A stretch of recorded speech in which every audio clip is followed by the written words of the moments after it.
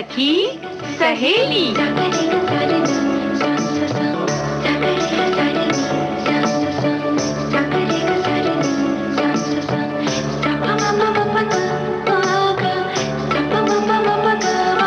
सखी सहेली।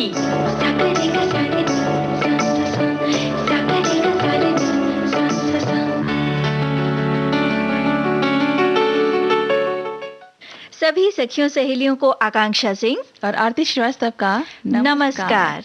आरती, क्या हाल है? ठीक हूँ। और आज जो है वो है बहुत ही मुख्य बात जो हम बताना चाहते हैं। आज है विश्व कैंसर दिवस। और आकांक्षा, कैंसर जैसी जानलेवा बीमारी पूरी दुनिया में गंभीर रूप लेती जा रही है इस समय। बिल्कुल आरती, ये जो हम दिवस मनाते हैं ना, जो कई स्पेशल दिन होते हैं, इनको मनाने का उद्देश्य यही होता है कि उस विषय में चाहे वो कोई बीमारी हो जो या कोई खास दिन हो, उसके बारे में लोगों में जागरूकता आए। तो ये जो बीमारी है कैंसर जैसी, पूरी दुनिया में गंभीर रूप लेती जा रही है। और इस बीमारी होने के ये कई जो कारण हैं वो इतने व्यापक हैं और इनमें इतनी विभिन्नता है कि कुछ भी कारण हो सकता है। आधुनिक जीवन शैली से लेकर जो हमारा खान पान है और पर्यावरण में आ रहे लगातार जो परिवर्तन हैं, ये भी चीज़ें कैंसर का कारण बन सकती हैं। और यही कारण है कि इस बीमारी की गंभीरता को समझते हुए इसके प्रति लोगों को जागरूक करने के उद्देश्य को ध्यान में रखते हुए हर साल 4 फरवरी के दिन विश्व कैंसर दिवस मनाया जाता है। जी हाँ। और इस दिन को कैंसर के प्रति दुनिया भर में जागरूकता पैदा करने के लिए इस दिन को हम मनाते हैं। बिल्कुल। और ये जागरूकता जो आपने भी जैसे बताया कि इसको इसीलिए मनाया जाता है, इसका उद्देश्य जो है यही है कि जिससे कि हम जागरूकता फैला सकें ज़्यादा से ज़्यादा। और हर साल एक थीम को लेकर ये जो आयोजित किया जाता है, ये जो विश्व जो कैंसर दिवस है। जी हाँ। तो इस बार की थीम है I am and I will, यानी कि कैंसर को हमें हर कीमत पे हराना है। और अगर हम विश्व स्वास्थ्य संगठन के एक अनुमान की बात करें तो दुनिया में हर साल होने वाली 6 मौतों में से 1 की वजह कैंसर ही होती है। और वैसे तो कैंसर एक घातक और जानलेवा बीमारी है, लेकिन अगर शुरुआती लक्षणों को पहचान लिया जाए तो इसका सही समय पर इलाज शुरू कर दिया जा सकता है और कैंसर से छुटकारा पाना भी संभव हो सकता है। इसी विषय पर और अधिक जानकारी देने के लिए हमने इंटरव्यू लिया डॉक्टर आनंद पाठक जी का, जो नेशनल इंस्टीट्यूट ऑफ कैंसर जो कि नागपुर में स्थित है, वहाँ के मेडिकल डायरेक्टर हैं और 25 साल का उनका अनुभव है। तो आइए सुने वो क्या कहते हैं।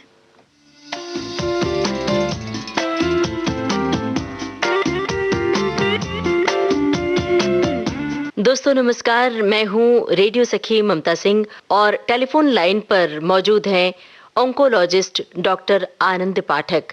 सखी सहेली कार्यक्रम की ओर से, विविध भारती परिवार की ओर से डॉक्टर साहब आपका स्वागत कर रहे हैं। नमस्कार। नमस्कार। आज विश्व कैंसर दिवस है, तो विश्व कैंसर दिवस पर इस बार कैंसर के बचाव के लिए थीम क्या रखा गया है? सबसे बड़ा थीम इसमें रहेगा जागरूकता। कैंसर के बारे में जागरूकता अभी भी बहुत कम है, इसलिए 10 में से 6 या 7 मरीज जो है वो लेट स्टेज में पहुंचते हैं। जी जी। जिसके कारण इलाज करने से कई बार सक्सेस नहीं मिलता है। तो जागरूकता सबसे महत्वपूर्ण है। दूसरा एक महत्वपूर्ण विषय है, उसके बारे में डर को हटाना। डर के मारे पेशेंट सामने आते नहीं है। बीमारी का डर है, ट्रीटमेंट का डर है, जिसके कारण कई बार इलाज के लायक होने के बावजूद मरीज इलाज के लिए सामने आता नहीं है। जी। तीसरा डर है खर्चे का। ऐसा जनमानस में ये परसेप्शन है कि ये बहुत खर्चीला ट्रीटमेंट है। कुछ हद तक सही भी है क्योंकि लंबा ट्रीटमेंट चलता है। इसके लिए जैसे गवर्नमेंट ने हेल्थ केयर इंफ्रास्ट्रक्चर में भी काफी इन्वेस्टमेंट करने का प्लान किया है। जी जी। और पिछले कुछ सालों से कुछ गवर्नमेंट प्रायोजित स्कीम्स भी कैंसर मरीजों के लिए जो है आ गई है। इससे जो ट्रीटमेंट है जी, उसके लिए पेशेंट का एक्सेस बढ़ गया है।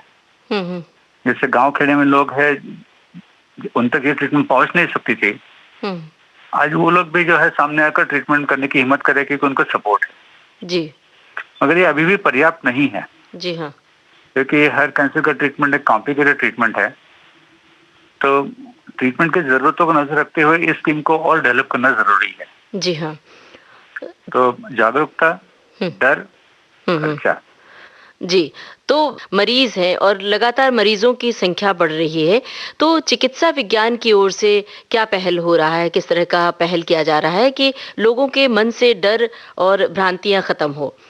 लोग डॉक्टर के पास पहुँचे, क्या कुछ उन्हें समझाया जाए मरीज़ों को? करेक्ट। अब उसमें ऐसा है कि कैंसर के जो प्राथमिक लक्षण रहते हैं बहुत सीधे रहते हैं, सिंपल रहते हैं, जिससे कई बार पेशेंट के मन में शंका आती नहीं, कई बार ऐसा होता है डॉक्टर के मन में शंका आती नहीं। जी हाँ। जैसे उम्र बढ़ती है, कैंसर होने का प्रमाण बढ़ता है। हुँ, हुँ। तो अलग-अलग अस्पताल या अलग-अलग चिकित्सक जो स्वास्थ्य स्क्रीनिंग योजनाएं इम्प्लीमेंट करते हैं, हुँ, हुँ। 40 के बाद या 50 के बाद, जैसे महिलाओं के लिए मैमोग्राफी है, पैप स्मीयर है, जी हाँ। पुरुषों के लिए कुछ टेस्ट है, हुँ, हुँ। तो इनमें इनमें सक्रिय सहभाग लेना जरूरी है, हुँ, हुँ, हुँ। क्योंकि लक्षण अगर सौम्य है उसी समय पता चले या लक्षण होने के पहले पता चले तो क्योर होने की संभावना बहुत ज्यादा बढ़ जाएगी। जी हाँ। तो जो हाई रिस्क ग्रुप रहते हैं, जैसे फैमिली में किसी को कोई स्पेसिफिक कैंसर से, ब्रेस्ट कैंसर, ओवेरियन कैंसर, जी। तो जो फर्स्ट डिग्री रिलेटिव्स है उनमें इस टाइप के कैंसर होने की संभावना बढ़ जाती है। इसको इनहेरिटेड कैंसर्स बोलते हैं। हुँ, हुँ। फिर जो हाई रिस्क ग्रुप है, जैसे जो स्मोकिंग करते हैं, टोबैको च्यू करते हैं, अल्कोहल लेते हैं, हुँ, हुँ। फिर ओबेसिटी है, सेडेंटरी लाइफस्टाइल है, हुँ, हुँ। बहुत एक्सट्रीम एज है, ये जी। सारे जो कैंसर प्रीडिस्पोजिंग फैक्टर है, हुँ, हुँ। तो इनके बारे में जागरूकता अगर बढ़ जाती है तो अ, खुद की पर्सनल रिस्क कितनी है कैंसर होने की, ये एक आम आदमी के समझ में आएगा। जी। फिर कैंसर स्पेसिफिक जो स्क्रीनिंग प्रोग्राम्स है हुँ, हुँ। उसमें वो पार्टिसिपेट कर सकेगा। जी। महिलाओं के कैंसर की बात आपने की, ब्रेस्ट कैंसर और ओवरी के कैंसर के लिए, तो इनके लिए हमारी सखियों सहेलियों को किस तरह से सजगता की ज़रूरत है? वो किस तरह की जाँच नियमित रूप से कौन से जाँच करवाएँ? और खान-पान का, एक्सरसाइज़ का और सकारात्मक सोच का कितना प्रभाव पड़ता है? ब्रेस्ट कैंसर के लिए कोई प्रिवेंटिव ऐसी लस वगैरह, वैक्सीन वगैरह नहीं है। जी। ब्रेस्ट कैंसर अर्ली डिटेक्शन होना संभव है। ब्रेस्ट में गठान होने के बारे में एक जागरूकता, जिसको बोलते हैं ब्रेस्ट सेल्फ अवेयरनेस, जी। हर महीना में जैसे माहवारी आने के 1 हफ्ते बाद महिला ने खुद को एग्जामिन करके देखना चाहिए कहीं कोई गठान है क्या। जी, जी। गठान होने से तुरंत सर्जन के पास जाना जरूरी है। फिर 40 साल के बाद रेगुलर मैमोग्राफिक स्क्रीनिंग हर जगह उपलब्ध है। जी हाँ। अभी इवन मोबाइल वैन्स है जो गांव खेड़े में जाकर मैमोग्राफी भी करती है। जी। उसके बाद अगर लाइफस्टाइल जो है, हुँ, हुँ। हेल्दी लाइफस्टाइल, वजन मोटापा काबू में रखना, रेगुलर एक्सरसाइज, जी।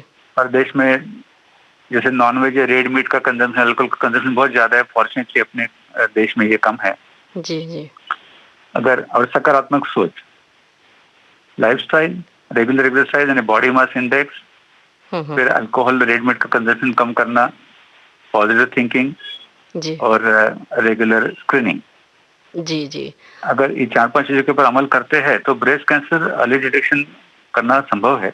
अर्ली स्टेज में पता चलने से ब्रेस्ट कैंसर क्यूरेबल। जी, जी।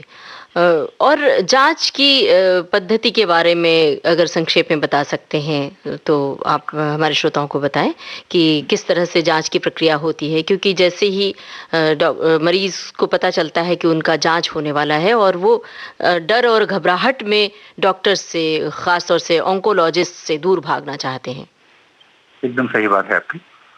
कोई भी गठान हो जाती है तो ऑन्कोलॉजिस्ट जो है उसका टिश्यू सैंपलिंग करेंगे। जो गठान से या तो सुई से या फिर छोटे से ऑपरेशन से उसका एक टिश्यू निकालकर पैथोलॉजी लैब में भेजेंगे। पैथोलॉजिस्ट माइक्रोस्कोप के नीचे देखेगा कि कैंसर सेल्स है क्या, और वही कंफर्म डायग्नोसिस होगा। इसके बगैर सिर्फ स्कैन करके कंफर्म डायग्नोसिस नहीं होता है। जी, जी। बायोप्सी इसको बोलते हैं। इस प्रक्रिया से बहुत सारे पेशेंट डरते हैं, जी। उनको लगता है भाई ये करने से और बीमारी बढ़ जाएगा। जी, फैल जाएगा पूरे शरीर में। लेकिन ऐसा ये निराधार है। हुँ। दूसरा, एक बार डायग्नोसिस हो जाए भाई इस टाइप का कैंसर है, फिर जानना जरूरी होता है कि कहाँ कहाँ शरीर पर है। इसके लिए x-ray, sonography, CT scan, MRI और पेट स्कैन, ये सारी इन्वेस्टिगेशन उपलब्ध है। कुछ ब्लड टेस्ट की जाती है। तो बीमारी कौन सा है, ऑर्गन ऑफ ओरिजिन कौन सा है, कितना अंदर शरीर में फैला है, पेशेंट की हालत क्या है और ट्रीटमेंट क्या उपलब्ध है। जी जी, ये 3-4 चीजों को नजर में रखते हुए फिर हर एक पेशेंट के लिए स्पेसिफिक ट्रीटमेंट प्लान बनाया जाता है। जी जी, एक मरीज को जो ट्रीटमेंट प्लान बनेगा, दूसरों के लिए दूसरा बनेगा। हर पेशेंट जो है अलग अलग है। तो डिसीजन मेकिंग में हमारा जो भारतीय नागरिक है वो हेल्थ केयर डिसीजन के बारे में खुद को सक्षम नहीं समझता। जी बिल्कुल बिल्कुल। प्रदेश में एकदम उल्टा है। प्रदेश में वो नागरिक जो है, आम नागरिक बहुत जागरूक है। वो बोलता है डॉक्टर को, डॉक्टर आई वांट दिस। जी जी, तो उतना सक्षम हमने हमारे पेशेंट को बनाना चाहिए कि दे शुड बी इन्वॉल्व, कि नहीं देखो जी जी, this is the way we are going to go. जी, आपका इसमें क्या डिसीजन है, व्हाट डू यू वांट। जी हाँ, एक बार क्लैरिटी आ जाए तो पेशेंट भी जो है हिम्मत से आगे बढ़ेगा। जी बिल्कुल। उसको लगेगा कि सारी चीजें मेरी नियंत्रण में है। और डॉक्टर साहब, हमें हमारे श्रोताओं को बताइए, मरीजों के लिए हौसले की बहुत ज़रूरत होती है। तो एक मरीज को के लिए पॉजिटिव थिंकिंग कहाँ तक असर करती है? पॉजिटिव थिंकिंग से इलाज क्या जल्दी होता है? इस बारे में भी थोड़ा सा बताइए।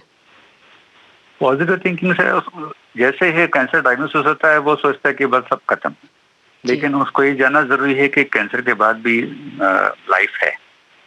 जैसे अभी कैंसर का डायग्नोसिस हुआ है, एक समझ लीजिए एक मरीज ने सुन लिया, डॉक्टर ने बताया कि आपको कैंसर हो गया जी। अगले ही क्षण में वो कैंसर सर्वाइवर माना जाता है।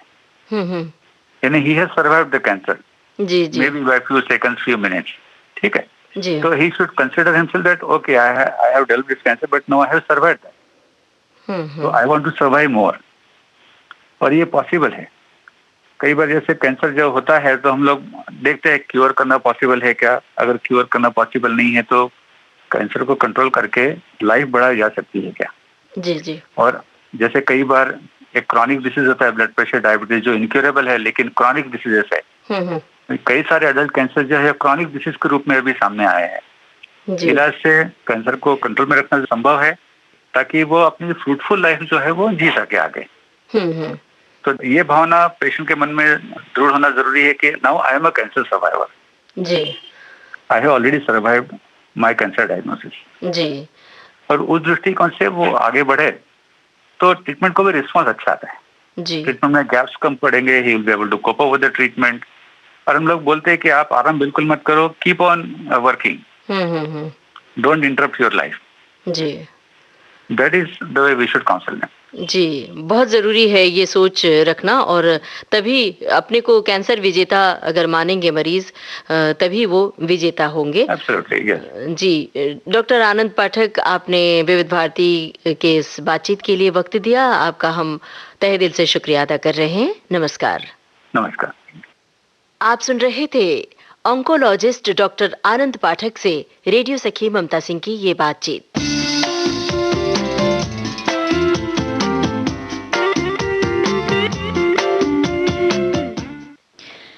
तो श्रोताओं, ये थे डॉक्टर आनंद पाठक, जो कि national institute of cancer Nagpur स्थित इस कॉलेज के मेडिकल डायरेक्टर हैं, इस अस्पताल के। और ये बता रहे थे कि अर्ली डिटेक्शन, यानी जितनी जल्दी आप पता करें, आपको पता चले, उतनी ही जल्दी इलाज संभव है। जागरूकता बेहद ज़रूरी है। आप अपने शरीर के प्रति आप जितने जागरूक रहेंगे, अगर कोई बीमारी है वो जल्दी पकड़ में आएगी और उसका इलाज उतनी ही सरलता से संभव होगा। लेकिन फिर भी अगर माना कोई बीमारी आ भी गई, कोई नकारात्मक चीज़ है भी, तो मायूस होने की ज़रूरत नहीं है। जैसा कि डॉक्टर साहब ने कहा, उसको सकारात्मक तरीके से उसका सामना करिए। ये जो ज़िंदगी है उसको मुस्कुराते हुए जीना ही बेहतर इलाज है।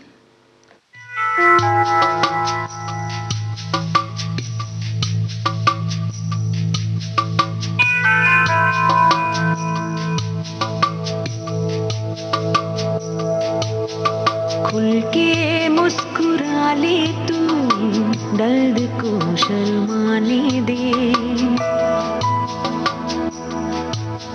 बूंदों को धरती पर साज एक बजाने दे। खुल के मुस्कुरा ले तू, दर्द को शर्माने दे। बूंदों को धरती पर साज एक बजाने दे। हवाएं कह रही है, हवाएं कह रही है, आजा झूले जरा गगन के गाल को चल, जाके छूले जरा। खुल के मुस्कुरा ले तू, दर्द को शर्माने दे। बूंदों को धरती पर साज एक बजाने दे।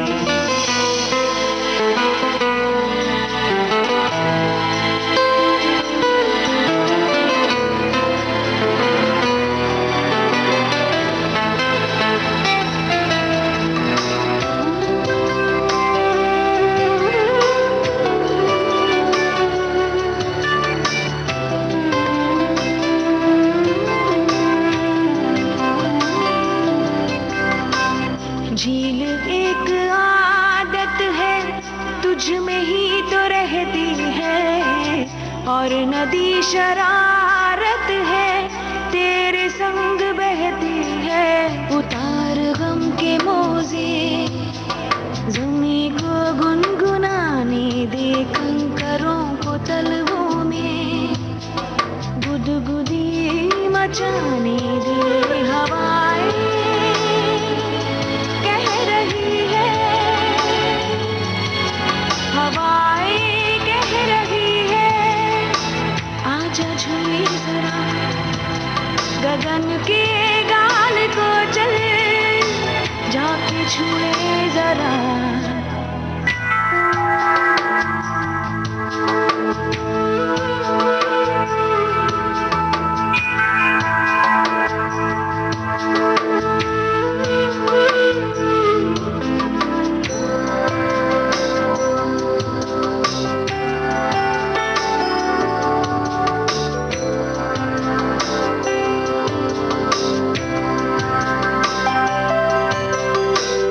बांसुरी की खिड़कियों पे सुर ये क्यों ठिठकते हैं, आँख के समंदर क्यों बेवजह छलकते हैं। तितलियाँ ये कहती हैं अब बसंत आने दे, जंगलों के मौसम को बस्तियों में छाने दे। हवाएं कह रही है, हवाएं कह रही है, आजा झूले जरा गगन के गाल को चल, जाके छूले जरा। खुल के मुस्कुरा ले तू, दर्द को शर्माने दे। बूंदों को धरती पर साज एक बजाने दे।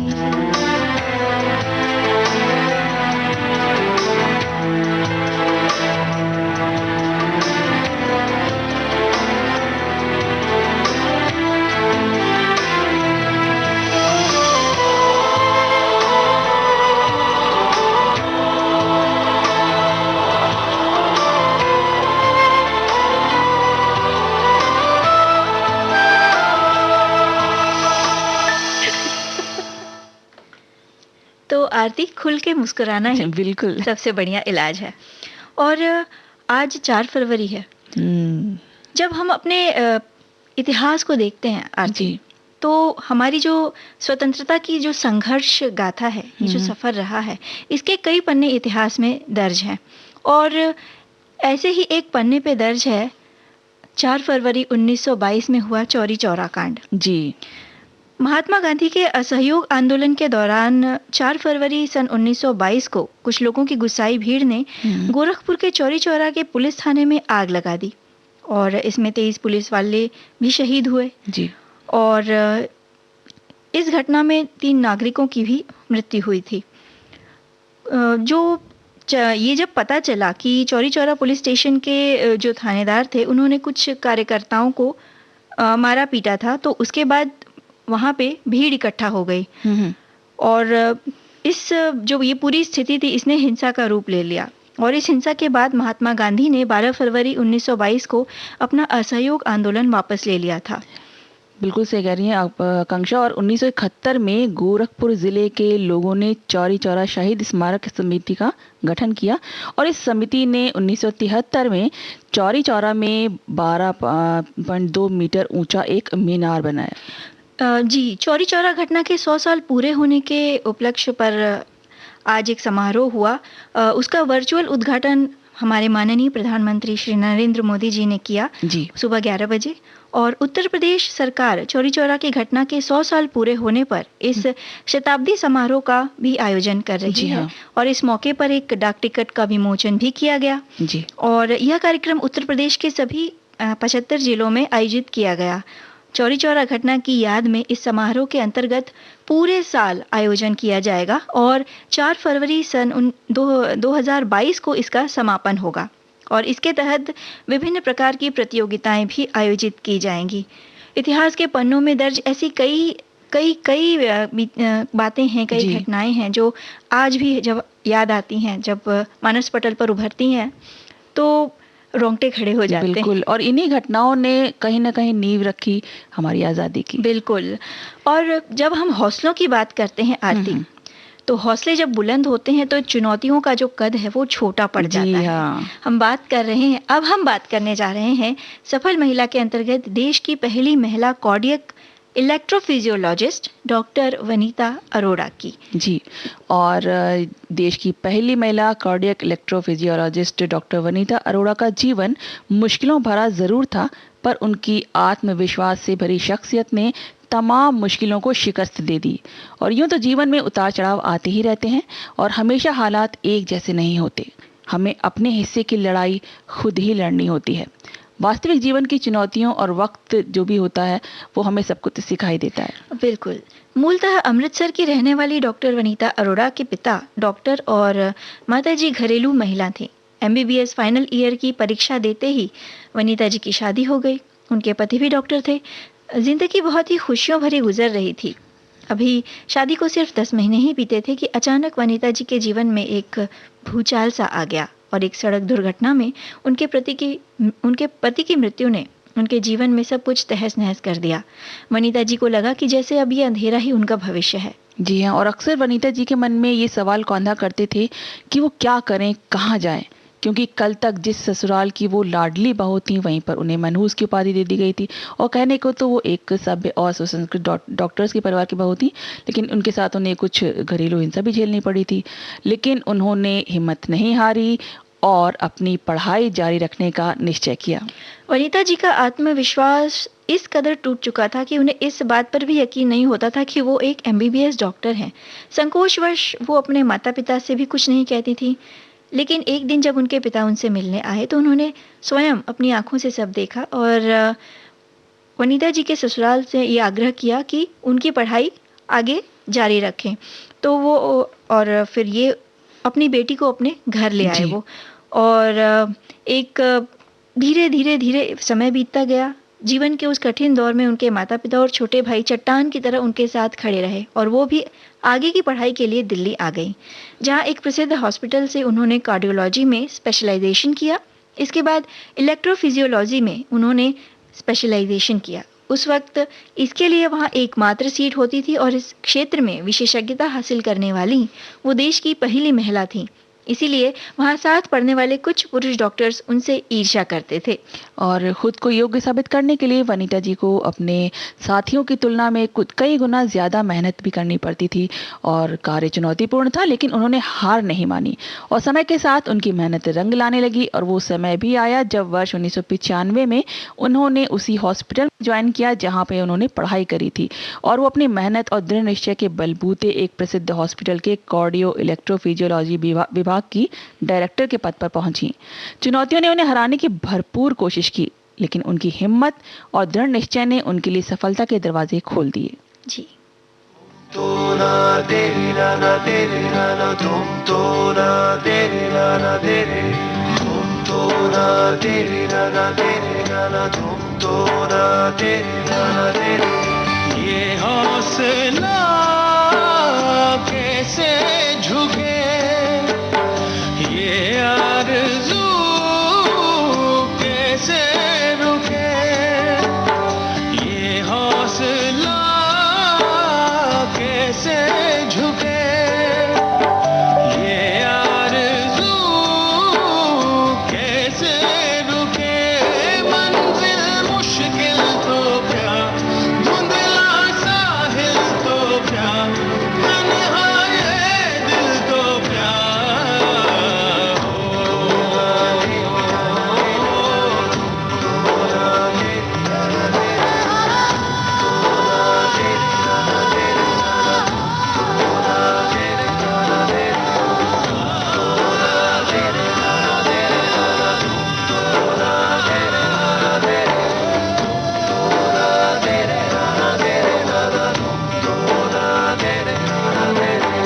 राह पे कांटे बिखरे अगर उस पे तो फिर भी चलना ही है शाम छुपा ले सूरज मगर रात को एक दिन ढलना ही है रुत ये ढल जाएगी हिम्मत रंग लाएगी सुबह फिर आएगी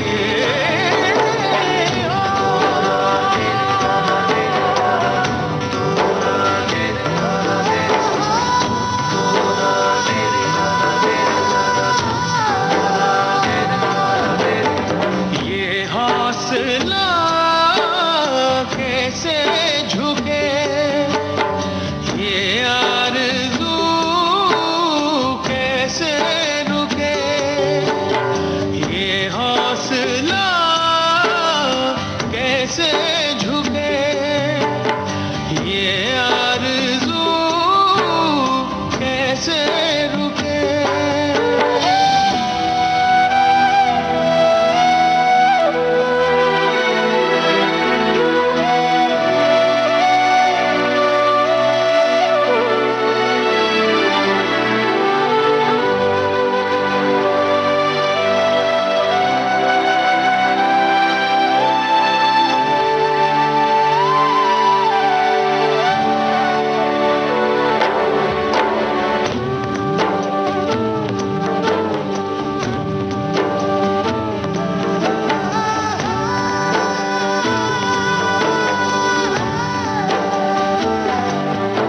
होगी हमें जो रहमत अता धूप कटेगी साए तले अपनी खुदा से है ये दुआ मंजिल लगा ले हमको गले जुर्रत सौ बार रहे ऊंचा इकरार रहे जिंदा हर प्यार रहे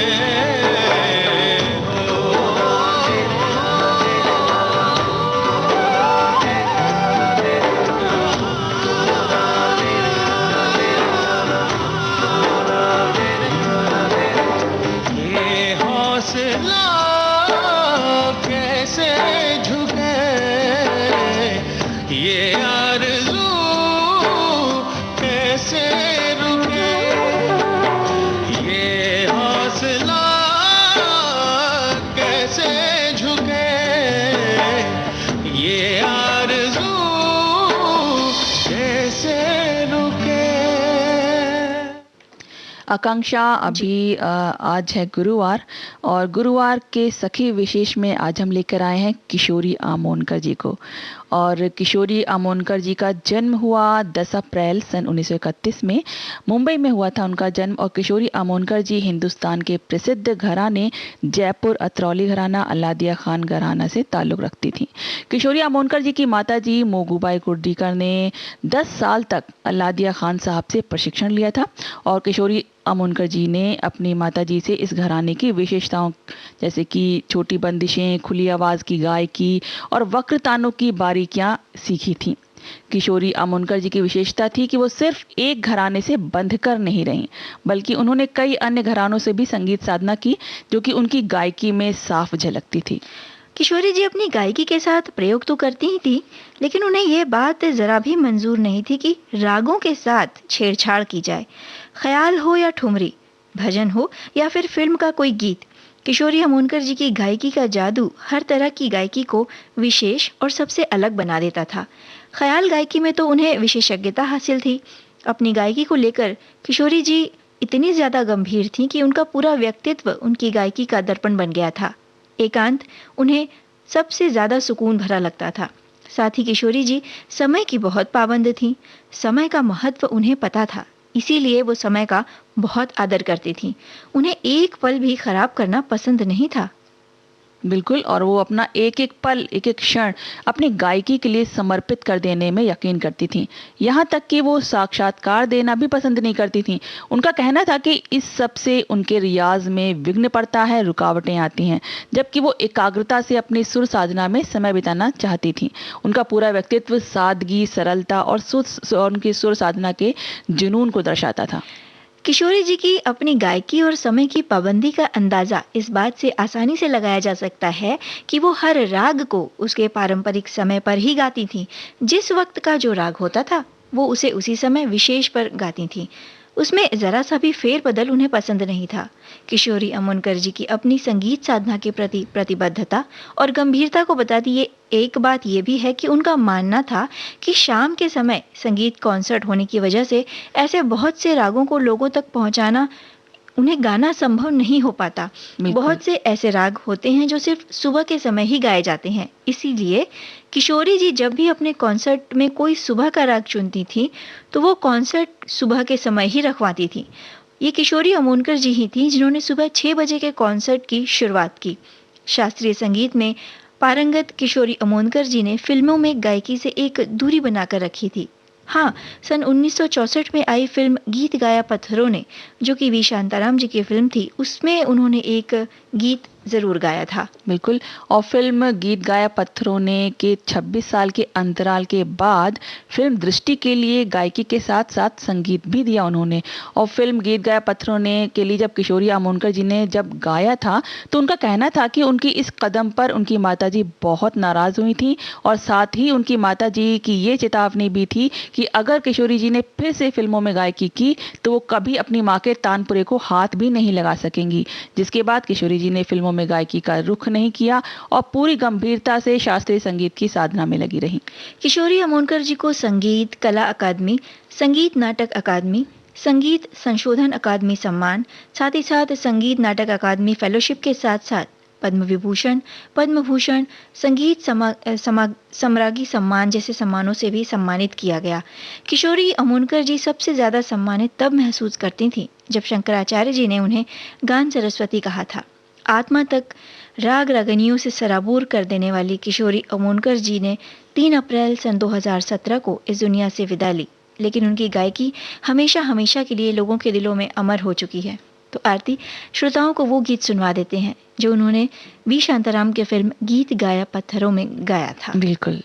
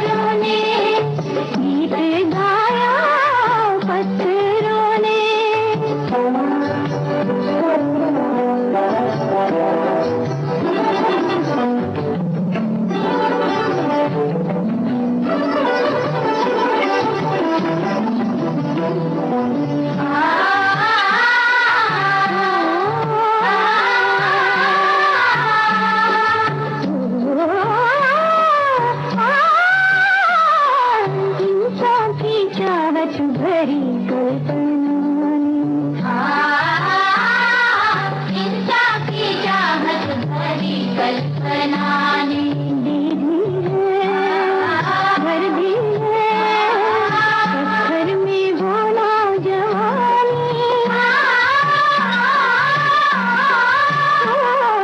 एक सूरत है शक्ले मोहब्बत, हाथों ने दी जिंदगानी,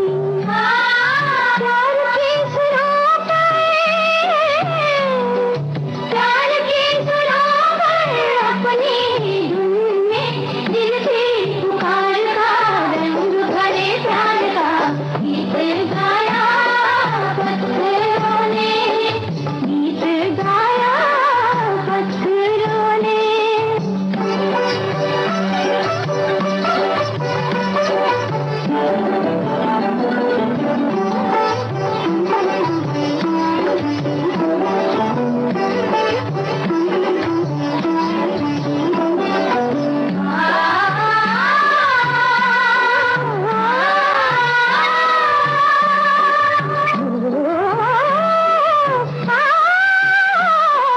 हर एक पत्थर से बरसेगी उल्फत, हर एक पत्थर से बरसेगी उल्फत, सालों ही सदियों ही हरदम रहेंगे ये मिलके, इनमें नहीं है हिंसा का भेदभाव, टुकड़े हैं ये एक दिल के, शांति के राग पर, शांति के राग पर, एकता के तान पर, दिल की पुकार का रंग भरे प्यार का गीत गाया, गीत गाया।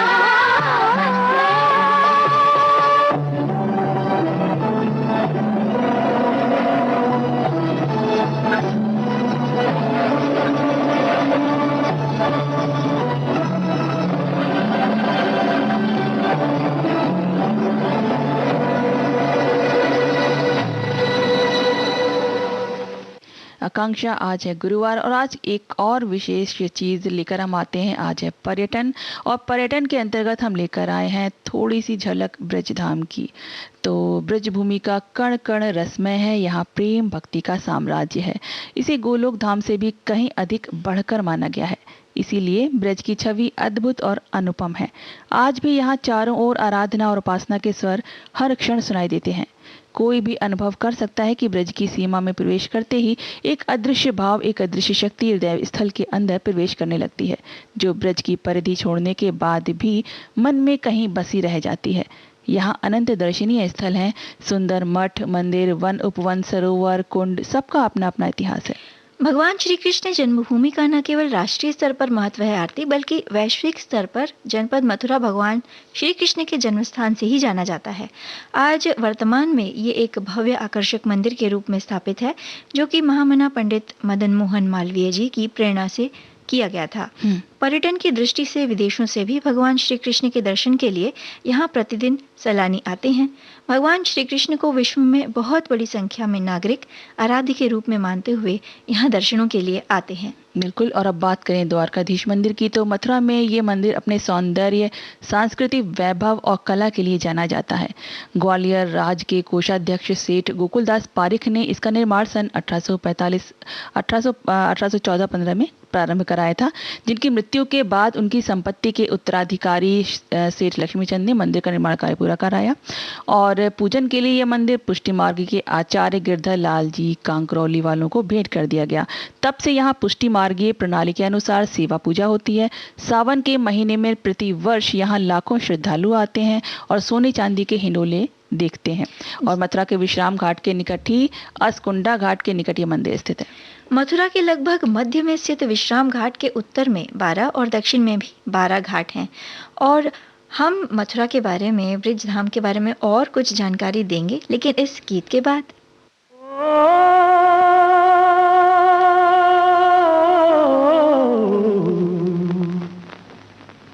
बड़ी देर भई नंद लाला, तेरी राह तके ब्रिजबाला। बड़ी देर भई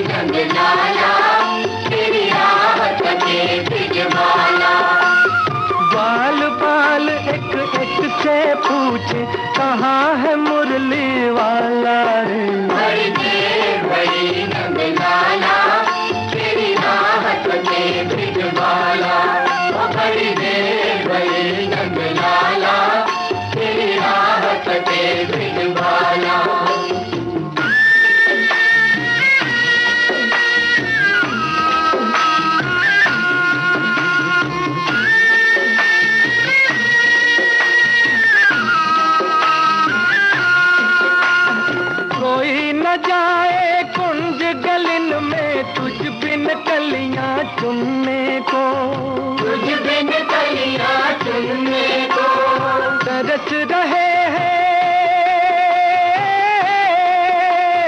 बरस रहे हैं जमुना के तट धुन मुरली की सुनने को, धुन मुरली की सुनने को। अब तो दर्श दिखा दे नटखट, क्यों दुविधा में डाला रे। बड़ी देर भरी नंद लाला, तेरी राहत के ब्रिज बाला, ओ बड़ी देर भरी नंद लाला, तेरी राहत के ब्रिज बाला।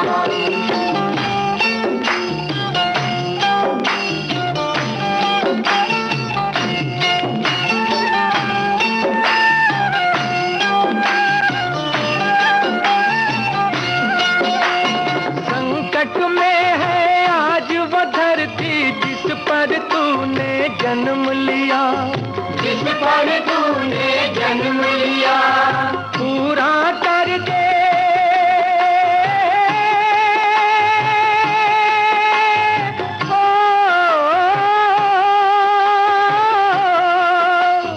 पूरा कर दे आज वचन वो गीता में जो तूने दिया, गीता में जो तूने दिया। कोई नहीं है तुझ बिन मोहन भारत का रखवाला रे। बड़ी देर बड़ी नंद लाला, तेरी राहत के ब्रिज बाला, ओ बड़ी देर बड़ी नंद लाला, तेरी राहत के ब्रिज बाला। बाल बाल एक एक से पूछे कहाँ है मुरली वाला रे। बड़ी देर बड़ी नंद लाला, तेरी राहत के ब्रिज बाला, ओ बड़ी देर बड़ी नंद लाला, तेरी राहत के ब्रिज बाला, ओ बड़ी देर बड़ी नंद लाला, तेरी राहत के ब्रिज बाला, ओ बड़ी देर बड़ी नंद लाला, तेरी राहत के ब्रिज बाला, ओ बड़ी देर बड़ी नंद लाला। आरती, हम बता रहे थे कि मथुरा के लगभग मध्य में स्थित विश्राम घाट के उत्तर में 12 और दक्षिण में भी 12 घाट हैं। और हम श्रोताओं को बता दें कि आज पर्यटन के अंतर्गत हम यात्रा कर रहे हैं ब्रिज धाम की। जी, जो घाट है उस पर यमुना जी का मंदिर और आसपास अन्य मंदिर भी हैं। शाम के समय यमुना जी की आरती का दृश्य बड़ा ही मनोहारी होता है। कहा जाता है कि श्री कृष्ण बलराम ने कंस का संहार करने के बाद यहीं विश्राम किया था। बिल्कुल। और बांके बिहारी मंदिर श्री वृंदावन धाम में स्थित बहुत ही प्राचीन और प्रसिद्ध मंदिर है। इसमें श्री कृष्ण और राधा रानी का सम्मिलित स्वरूप है और कहा जाता है कि इस मंदिर का निर्माण स्वामी हरिदास जी के वंशजों के सामूहिक प्रयासों से किया गया था। रंगजिया रंगनाथ जी मंदिर वृंदावन में स्थित है और इस मंदिर के साथ एक सरोवर भी है। यहाँ वर्ष में एक बार चैत्र महीने में ब्रह्मोत्सव का आयोजन किया जाता है जो लगभग 10 दिन तक चलता है। इस मंदिर का जो गोपुर है वो बहुत ऊंचा और बहुत सुंदर बना हुआ है। इस मंदिर को देखने आने वालों का तांता पूरे वर्ष लगा रहता है। मदन मोहन मंदिर वृंदावन में स्थित बहुत पुरातन मंदिर है। पुरातनता के मामले में ये गोविंद देव जी के मंदिर के बाद आता है। जी हाँ। और दान घाटी का गिरिराज जी मंदिर गोवर्धन में स्थित है और गिरिराज जी की परिक्रमा के लिए आने वाले लाखों श्रद्धालु इस मंदिर में पूजन करके परिक्रमा प्रारंभ करते हैं और परिक्रमा पूरी करके दर्शन करते हैं। ब्रज में इस मंदिर का बहुत महत्व है। इस स्थान पर श्री कृष्ण ने दानी बनकर गोपियों से प्रेम कलह करके नोक झोंक के साथ दान लीला की थी। गोवर्धन से लगभग 2 किलोमीटर दूर राधा कुंड के पास स्थित कुसुम सरोवर स्थापत्य कला का बहुत सुंदर नमूना है जो बहुत ही सुंदर स्थल है। एक और दर्शनीय स्थल है ब्रज का बरसाना का राधा रानी मंदिर जो लाल और पीले पत्थरों का बना हुआ मध्यकालीन मंदिर है। राधा रानी को ब्रज की महारानी कहा जाता है। ये जो मंदिर है ये श्री जी मंदिर बहुत ही सुंदर और मनमोहक है जो करीब 250 मीटर ऊंची पहाड़ी पर बना है। इस मंदिर तक पहुंचने में करीब 1000 सीढ़ियों को चढ़ना पड़ता है और राधा रानी के भक्तों का ये प्रिय तीर्थ है। बिल्कुल। और बरसाना क्षेत्र बहुत ही हरा भरा और सुंदर दिखता है। इसकी पहाड़ियों के ऊपर श्याम और गौर वर्ण के पत्थर हैं और जिन्हें यहाँ के रहने वाले राधा कृष्ण के प्रेम का प्रतीक मानते हैं। बरसाने से 4 मील पर है नंदगांव, जहाँ पर श्री कृष्ण जी के पिता नंद जी का घर था। और बरसाना नंदगांव मार्ग पर संकेत नाम का स्थान है, जहाँ पे राधा और कृष्ण का मिलन पहली बार मिले थे वो। और यहाँ भाद्र शुक्ल अष्टमी को यानी कि राधा अष्टमी पे चतुर्दशी तक बहुत ही सुंदर मेला लगता है। और इसी तरह फाल्गुन शुक्ल अष्टमी, नवमी और दशमी को बहुत सुंदर लीला का आयोजन किया जाता है। और बरसाना की लठमार होली तो विश्व प्रसिद्ध है। हाँ बिल्कुल, नंदगांव ब्रजमंडल का प्रसिद्ध तीर्थ है। यहाँ नंदगांव में कृष्ण लीला से संबंधित लगभग 56 कुंड हैं, जिनके दर्शनों में 3 से 4 दिन लग जाते हैं। इसके अलावा यहाँ पर नंद बाबा का मंदिर भी है। और इसके अलावा वृंदावन में प्रसिद्ध गोपेश्वर नाथ, भूतेश्वर नाथ, रंगेश्वर, गलतेश्वर और गलतेश्वर महादेव मंदिर हैं। गोपेश्वर नाथ मंदिर में तो महादेव का श्रृंगार शाम के समय एक गोपी के रूप में किया जाता है, जिसका स्वरूप सबसे अलग होता है। साथ ही वृंदावन में कात्यायनी शक्तिपीठ है, जो ज्ञात 52 पीठों में से एक है। बिल्कुल। और यहाँ माता सती के केश गिरे थे, इस मंदिर की बहुत मान्यता भी है और बहुत सुंदर तरह से बना हुआ है। साथ ही राधा दामोदर मंदिर, प्रेम मंदिर, लोटस टेम्पल, रमणनेती का मंदिर और इस्कॉन मंदिर, चंद्रोदय मंदिर, साथ ही वृंदावन शोध संस्थान सहित ऐसी और भी बहुत सी जगह हैं जिनको देखे बिना ब्रज यात्रा अधूरी है। जी, तो जब ब्रज की यात्रा पर आप जाएं तो इत्मीनान से जाएं। ये ना हो कि 1 या 2 दिन में आप सोचें कि हम यात्रा पूरी कर लेंगे। कई जगह है देखने के लिए, लेकिन जाएं जरूर। और अब हम करें क्या, ये गीत सुन लेते हैं।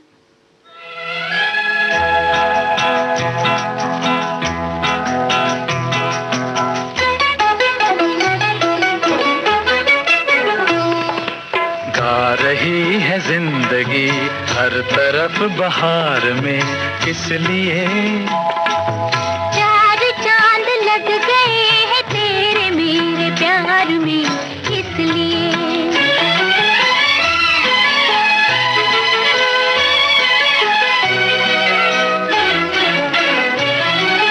आ गया आंचल किसी का आज मेरे हाथ में, आ गया आंचल किसी का आज मेरे हाथ में। चकोरी आज अपने चंद्रमा के साथ में, चकोरी आज अपने चंद्रमा के साथ में। चल पड़ी 2 किश्तियां आज एक धार में, किस लिए 4 चांद लग गए हैं तेरे मेरे प्यार में, इसलिए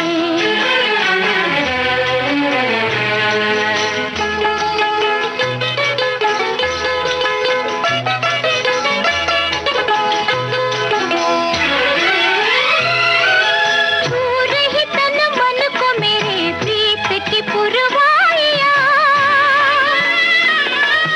दूर की अमराइयों में गूंजती शहनाइयां। दूर ही तन मन को मेरे प्रीत की पुरवाइयां, दूर की अमराइयों में गूंजती शहनाइयां।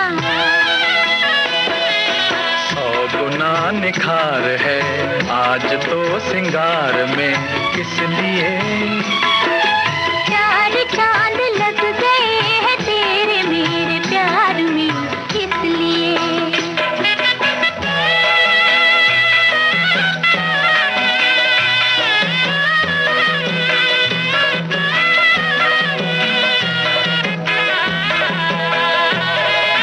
जिंदगी भर के लिए तू बाह मेरी थाम ले, जिंदगी भर के लिए तू बाह मेरी थाम ले। जब तलक ये सांस है हर सांस तेरा नाम ले, जब तलक ये सांस है हर सांस तेरा नाम ले।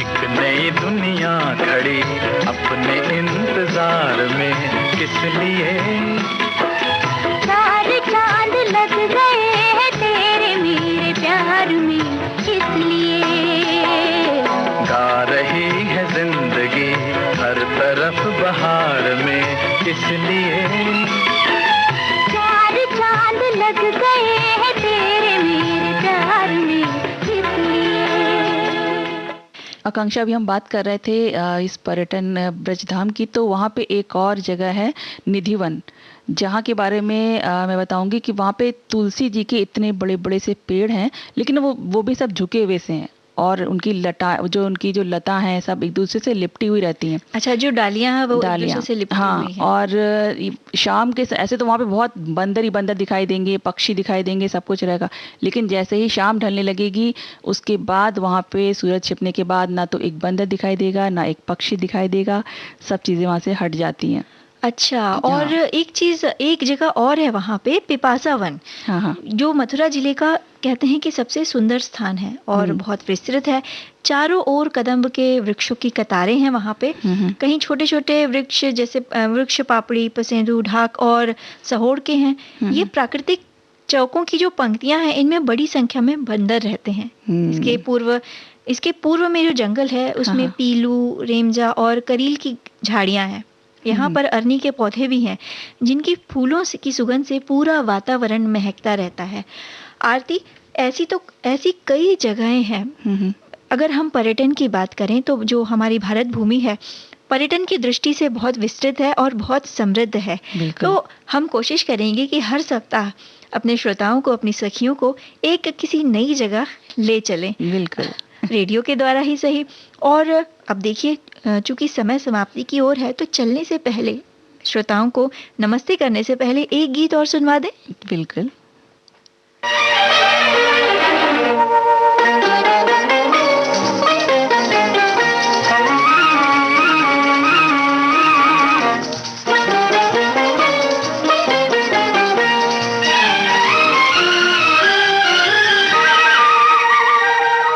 न जाने कहाँ तुम थे, न जाने कहाँ हम थे, जादू ये देखो हम तुम मिले हैं। न जाने कहाँ हम थे, न जाने कहाँ तुम थे, अब तो मिलन के फसले खिले हैं। न जाने कहाँ तुम थे, न जाने कहाँ हम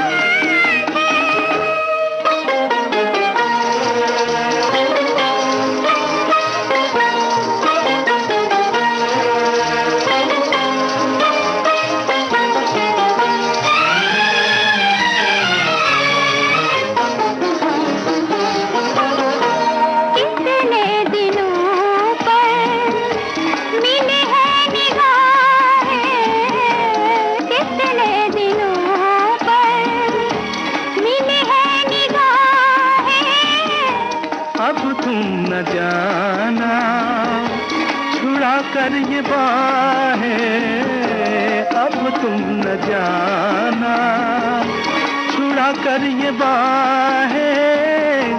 तुम्हारा ये साथ प्यारा तुम क्यों न चाहे, न जाने कहाँ तुम थे, न जाने कहाँ हम थे।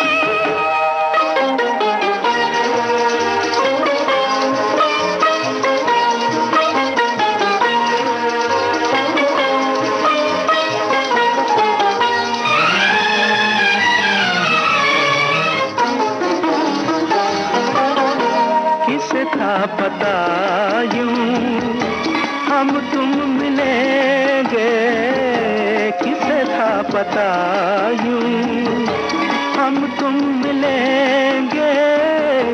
उजड़े हुए दिल फिर से बसेंगे, उजड़े हुए दिल फिर से बसेंगे।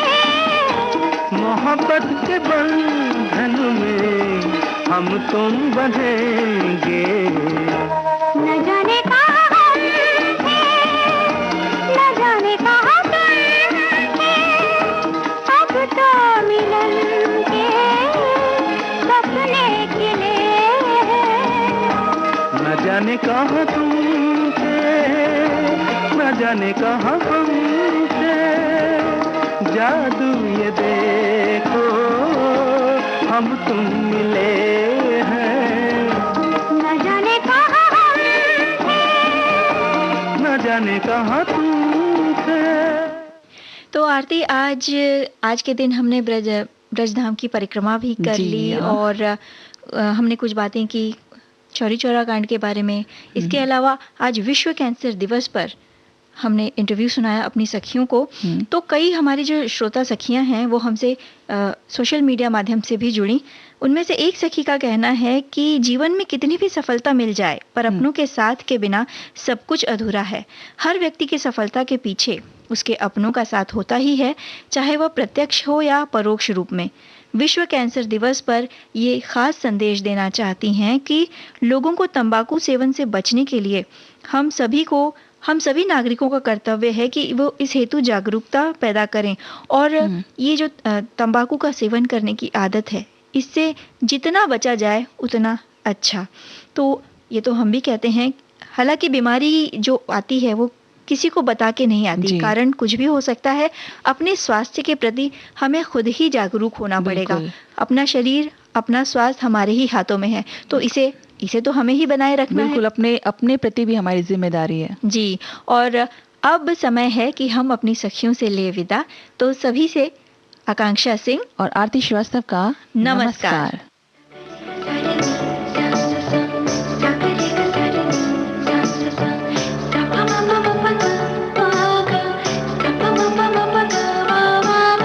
सखी सहेली।